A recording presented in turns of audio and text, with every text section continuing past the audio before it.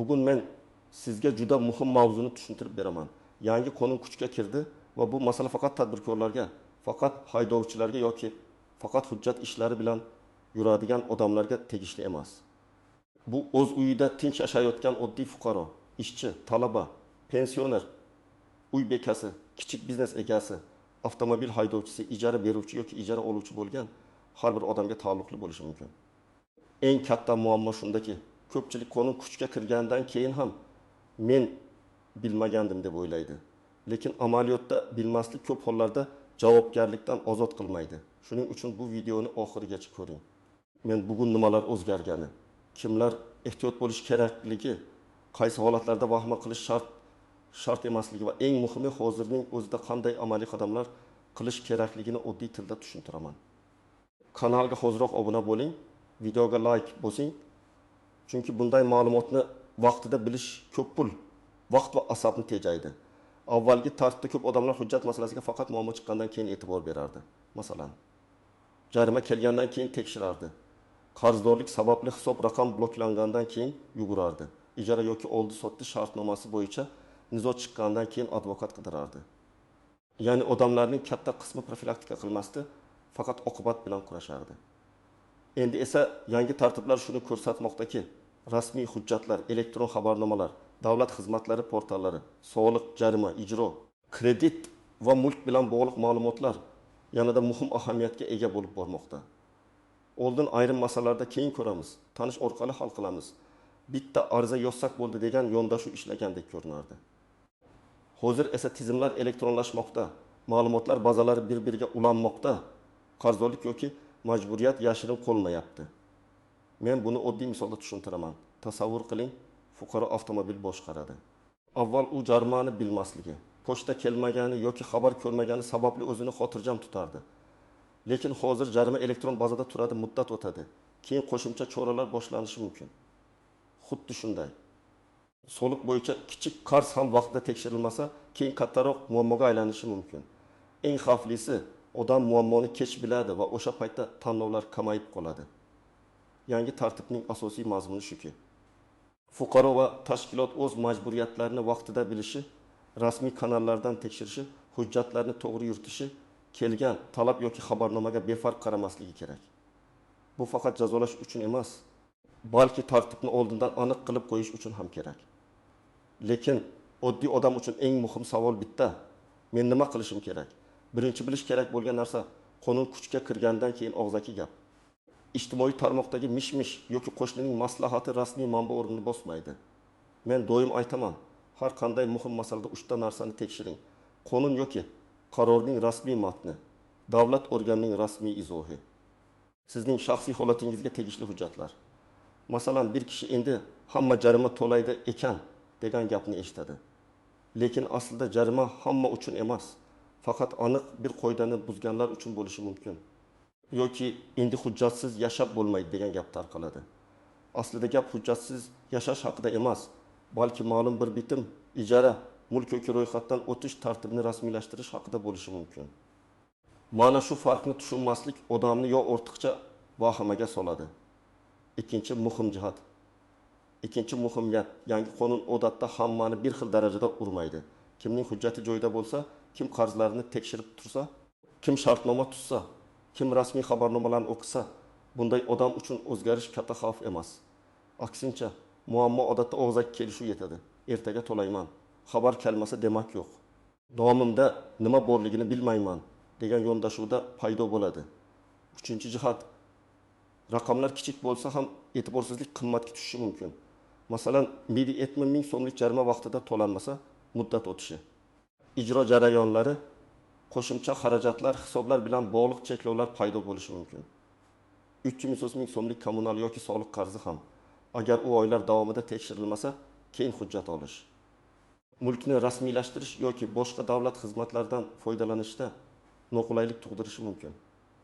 Birinchi navbatda avtomobil haydovchilari ehtiyot bo'lishi kerak. Chunki jarimalar yo'l harakat qoidalari, kamera orqali qayd etilgan holatlar, sug'urta, texnik ko'rik, ishonchnoma va avtomobilni boshqa shaxs boshqarishi bilan bog'liq masalalarda ko'p odam xato qiladi. Masalan, avtomobil otaning nomida, lekin uni o'g'li haydaydi. Jarima kelganda esa oila ichida men haydamaganman degan gap boshlanadi. Lekin tizimda avtomobil egasi mas'ul shaxs sifatida ko'rinishi mumkin. Shuning uchun mashinani kim boshqarayotgani, sug'urta kimga rasmiylashtirilgani, jarimalar bor yo'qligi muntazam tekshirilishi kerak. Ikkinchi guruh ijara beruvchilar va ijara oluvchilar. Bu yerda eng ko'p uchraydigan xato og'zaki kelishuv. Masalan, uy egasi kvartirani oyiga 2 million so'mga beradi. Lekin shartnoma qilmaydi. 1 oy o'tatnoma qilmaydi. 2 oy o'tadi. Keyin to'lov kechikadi yoki uyda zarar yetkaziladi. Shu paytda uy egasi ham ijarachi ham o'z huquqini isbotlashda qiynaladi. Rasmiy shartnoma bo'lsa to'lov muddati, depozit, kommunal to'lovlar, ta'mirlash muddatidan oldin chiqib ketish shartlari aniq yoziladi. Yangi tartiblar sharoitida shartnomasiz munosabatlar yanada xavfli bo'lib bormoqda. 3-guruh kichik tadbirkorlar, o'zini o'zi band qilganlar, xizmat ko'rsatuvchilar. Masalan, usta, dizayner, haydovchi, repetitor, go'zallik saloni xodimi, onlayn savdo qiluvchi odam daromad oladi, lekin rasmiy tartibni tushunmaydi. Keyin bank kartasiga ko'p pul tushsa savol tug'ilishi mumkin. Bu har doim odam aybdor degani emas, lekin daromad manbai, shartnoma, chek, to'lov tarixi va tushuntirish bo'lmasa, muammo paydo bo'ladi. Shuning uchun men bunday odamlarga doim aytaman: daromadingizni rasmiylashtiring. Hech bo'lmasa oddiy hisob-kitob daftarini yuriting. Mijoz bilan yozishmalarni saqlang, to'lov maqsadini aniq ko'rsating. 4-guruh kredit olganlar va kafillik berganlar. Ko'pchilik kafillikni shunchaki imzo deb o'ylaydi. Aslida kafil bo'lish juda jiddiy mas'uliyat. Agar qarz olgan odam to'lamasa, bank yoki kreditor kafilga murojaat qilishi mumkin. Masalan, tanishingiz 20 million so'm kredit oladi. Siz kafil bo'lasiz. U 3 oy to'lamaydi. Keyin sizga qo'ng'iroq keladi, talab keladi. Qarzdorlik sizga ham ta'sir qilishi mumkin.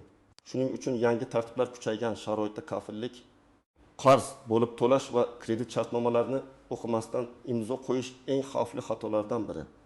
Agar siz hujjatlaringizni tartibli yuritsangiz, qarzlaringizni va majburiyatlaringizni vaqti bilan tekshirib tursangiz, shartnomalarni o'qib imzo qo'ysangiz, rasmiy xabarnomalarni e'tiborsiz qoldirmasangiz, vahima qilishga asos yo'q. Qonunning maqsadi ham tartibli odamni jazolash emas. Muammo ko'proq beparvolikda, yashirishda yoki baribir hech narsa bo'lmaydi degan. Masalan, sizning nomingizda avtomobil bor, sug'urta bor, jarimalarni tekshirib turasiz, texnik talablar joyida. Demak, siz uchun yangi talablar asosan eslatma vazifasini bajaradi. Yoki siz uy ijaraga bergansiz, shartnoma tuzgansiz, to'lovlar bank orqali o'tadi, kommunal masalalar yozib qo'yilgan. Bunday holatda nizo chiqsa ham sizda dalil bor. Yoki siz kichik xizmat ko'rsatasiz, daromadingizni rasmiylashtirgansiz, mijozlarga chek yoki elektron tasdiq berasiz. Bu sizni ortiqcha xavfdan himoya qiladi. Lekin menda hech qanday muammo yo'q degan gapni ham tekshirmasdan aytish to'g'ri emas. Chunki odam ba'zida o'z nomida qarz borligini bilmasligi mumkin. Eski jarima, unutilgan kredit, noto'g'ri rasmiylashtirilgan shartnoma. Boshqa odam foydalanayotgan telefon raqami yoki karta, qarindoshga berilgan ishonchnoma keyin muammo chiqarishi mumkin. Shuning uchun vahima kerak emas, lekin tekshiruv shart. Birinchi misol. Dilshod ismli fuqaro avtomobilni akasiga beradi. Akasi bir oy davomida mashinani haydaydi va kamera orqali 3 ta qoidabuzarlik qayd etiladi. Har biri 300 ming so'mdan bo'lsa, umumiy 900 ming so'm bo'ladi. Dilshod xabarlarni ko'rmaydi, chunki telefon raqami eski. Keyin u avtomobilni sotmoqchi bo'ladi va jarimalar chiqadi. Endi u akasi bilan gaplashish kerak, muddatlar o'tgan bo'lishi mumkin, vaqt ketadi. Bu yerda asosiy xato mashinani berish emas, nazorat qilmaslik va aloqa ma'lumotlarini yangilamaslik. Ikkinchi misol. Feruza opa uyini ijaraga beradi. Ijarachi oyiga 2 million so'm to'lashga kelishadi. Lekin shartnoma yo'q. 3 oy yaxshi to'laydi, keyin 2 oy kechiktiradi. Bundan tashqari uy jihozlariga zarar yetadi. Feruza opa sudga yoki tegishli organga murojaat qilmoqchi bo'ladi. Lekin qo'lida aniq shartnoma, dalolatnoma, to'lov jadvali yo'q. Agar boshda 2 varaq shartnoma tuzilganida depozit miqdori, zarar uchun javobgarlik, to'lov sanasi va kommunal xarajatlar yozilganida vaziyat ancha oson hal bo'lardi. 3-misol. Jasur onlayn savdo qiladi.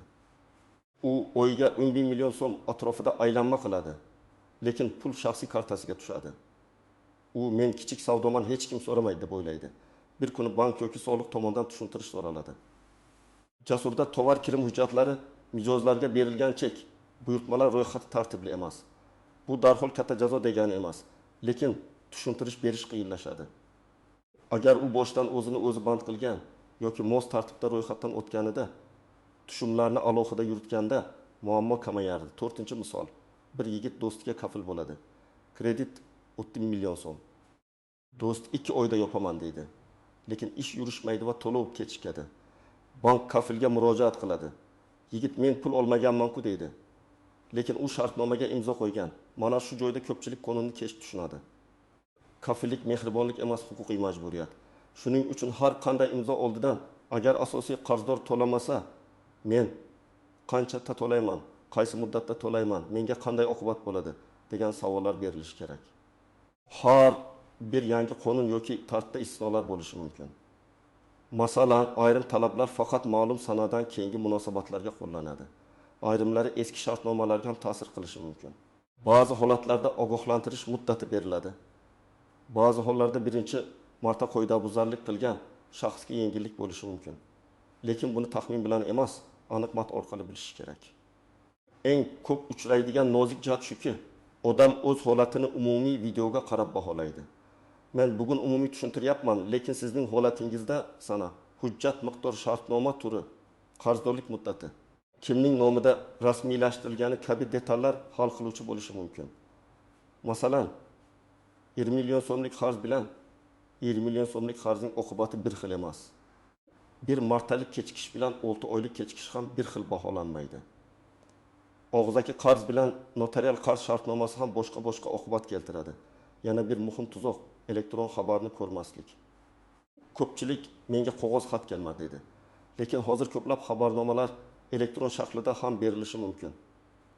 Agar siz davlat xizmatlari portalidagi kabinetga kirmasangiz, telefon raqamingiz eski bo'lsa, elektron pochtangiz ishlamasa, bu muammoni yo'q qilmaydi. Aksincha, siz xabardan bexabar qolib, muddatni o'tkazib yuborishingiz mumkin. Yana bir nozik nuqta, qarindoshlar nomiga rasmiylashtirilgan mulk va majburiyatlar. Masalan, avtomobil bir kishining nomida, haydaydigan odam boshqa. Uy bir kishining nomida, ijara pulini boshqa oladi. Kredit bir kishining nomida, aslida puldan boshqa odam foydalangan. Huquqiy tizim odatda aslida kim foydalandi degan gapdan oldin hujjatda kim turibdi degan savolga qaraydi. Shuning uchun hujjatda kimning ismi bo'lsa, birinchi mas'uliyat o'sha odamga kelishi mumkin. Birinchi qadam, o'zingizga tegishli barcha asosiy ma'lumotlarni tekshiring. Davlat xizmatlari portali, soliq kabineti, jarimalar bazasi, kredit tarixi, ijro hujjatlari, kommunal to'lovlar va mulk hujjatlarini ko'rib chiqing. Buni bir kunda hammasini mukammal qilish shart emas. Lekin boshlash kerak. Bugun avtomobil va jarimalarni tekshiring, ertaga soliq va kommunalni tekshiring, keyin kredit va shartnomalarni ko'ring. Ikkinchi qadam. Telefon raqamingiz va elektron manzilingizni yangilang. Juda ko'p muammo aynan eski raqam sababli chiqadi. Odam raqamini almashtirgan, lekin bankda eski raqam qolgan, davlat xizmatlarida eski raqam qolgan, soliq kabinetida eski raqam qolgan. Natijada xabar boshqa joyga ketadi yoki umuman ko'rilmaydi. Rasmiy tizimlarda faol ishlatadigan raqamingiz tursin. 3-qadam, shartnomalarni yozma qiling. Ijara, qarz, xizmat ko'rsatish. Oldi sotdi, sheriklik, kafillik bo'lib to'lash, buyurtma asosida ish bajarish kabi munosabatlarda aka-uka bo'lib kelishlik degan gap yetarli emas.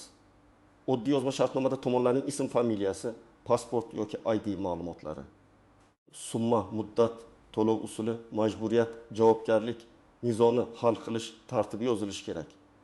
Katta summalarda esa mutaxassis bilan maslahatlashish yoki notarial tartibni ko'rib chiqish kerak. 4-qadam. To'lovlarni iz qoldiradigan usulda qiling. Naqd pul berayotgan bo'lsangiz, tilxat oling. Bank orqali o'tkazsangiz, to'lov izohini yozing. Masalan, qarz qaytarish, ijara to'lovi, xizmat haqi, mahsulot uchun to'lov deb ko'rsating. Keyin nizo chiqsa, bu izoh juda muhim dalil bo'lishi mumkin. Men unga pul bergandim degan gapdan ko'ra bank ilovasidagi aniq yozuv kuchliroq. 5-qadam. Mavjud qarz va majburiyatlarni kechiktirmang. Agar to'lashga imkon bo'lmasa, yashirinmang. Tegishli tashkilotga murojaat qiling. Muddat uzaytirish bo'lib to'lash, qayta hisoblash yoki e'tiroz berish imkoniyatini so'rang. Ko'pincha odam muammodan qochgani uchun vaziyat og'irlashadi.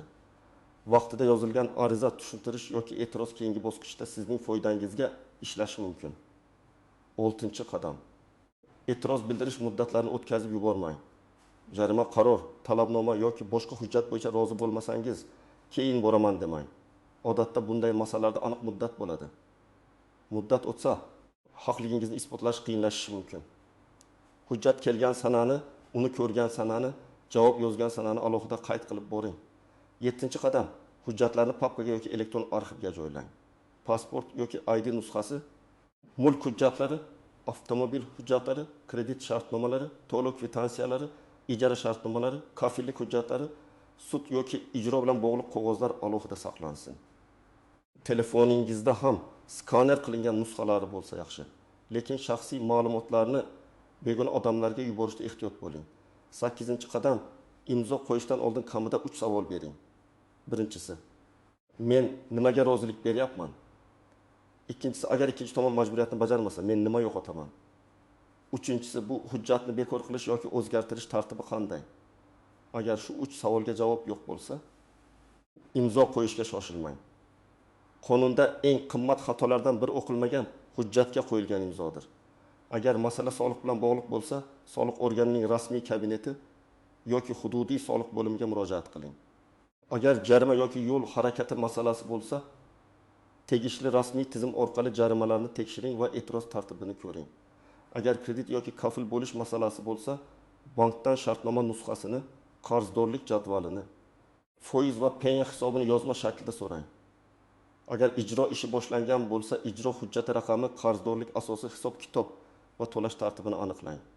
Agar shartnoma yoki mulk nizosi bo'lsa, yuridik maslahat oling. Bu yerda eng to'g'ri yo'l avval hujjatlarni yig'ish. Masalan, shartnoma, to'lov kvitantsiyasi, yozishmalar, guvohlar, rasm va videolar, dalolatnomalar, bank ko'chirmalari. Mutaxassisga borganingizda vaziyat shunaqa deb gapirib berishning o'zi yetmaydi. Hujjat bo'lsa, maslahat aniq bo'ladi. Agar sizga talabnoma kelgan bo'lsa, unga javob yozishda hissiyotga berilmang. Men rozi emasman deyishning o'zi yetarli emas. Nima uchun rozi emassiz? Qaysi band noto'g'ri, qaysi summa noto'g'ri hisoblangan, qaysi dalilingiz bor? Shularni yozing. Javobni imkon qadar rasmiy usulda yuboring. Yuborganingizni tasdiqlovchi dalil saqlang. Birinchi xato, menga tegishli emas deb o'ylash. Ko'p qonunlar odamga bilvosa ta'sir qiladi. Siz tadbirkor bo'lmasangiz ham xaridor sifatida, haydovchi sifatida, ijara oluvchi sifatida, qarz beruvchi yoki qarz oluvchi sifatida, mulk egasi sifatida bu tartiblarga duch kelishingiz mumkin. Ikkinchi xato, internetdagi qisqa videolar bilan cheklanib qolish. 1 daqiqalik rolikda ko'pincha faqat vahimali sarlavha bo'ladi. Lekin istisno muddat, kimlarga taalluqliligi, hujjat tartibi aytilmaydi. Shuning uchun men har doim manbani tekshirishni tavsiya qilaman. 3-xato, vaqtni cho'zish. Qonuniy muddatlar odamning kayfiyatiga qarab to'xtab turmaydi. Bugun kelgan xabarnomani 1 oy yotqizib qo'ysangiz, keyin men band edim degan tushuntirish har doim ham yordam bermaydi. 4-xato, begona odamga hujjat va karta ma'lumotlarini berish. Yangi tartiblar sharoitida shaxsiy ma'lumotlar yanada muhim. Pasport nusxasi, ID karta, bank karta raqami, SMS kod, elektron raqamli imzo kaliti, kabinet paroli hech kimga berilmasligi kerak.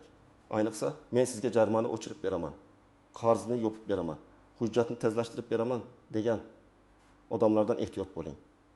Demak, yangi qonun kuchga kirgani haqidagi eng muhim xulosa shuki, endi beparvolik qimmatga tushadi. Hujjatlaringizni tekshiring, majburiyatlaringizni biling, shartnomalarni yozma qiling, rasmiy xabarnomalarni o'qing, qarz va jarimalarni vaqtida aniqlang. Kim tartibli harakat qilsa, u ko'p muammoni boshlanishidan oldin to'xtatadi. Men sizga bugun vahima tarqatish uchun emas, amaliy foyda berish uchun tushuntirdim. Har biringiz bugunoq o'z nomingizdagi jarima, qarz, soliq, kredit, ijara yoki mulk masalalarini tekshirib chiqing. Ayniqsa, mashina, kredit, kafillik, ijara va onlayn daromad bo'yicha hujjatlaringizni ko'rib qo'ying. Sizningcha yangi tartiblar oddiy fuqarolar uchun qulaylik yaratadimi yoki ortiqcha mas'uliyat yuklaydimi? Fikringizni izohlarda yozib qoldiring. Video foydali bo'lgan bo'lsa, like bosing, yaqinlaringizga yuboring va kanalga obuna bo'ling. Keyingi videolarda men yana shunday muhim qonuniy o'zgarishlarni oddiy tilda, hayotiy misollar bilan tushuntirib boraman.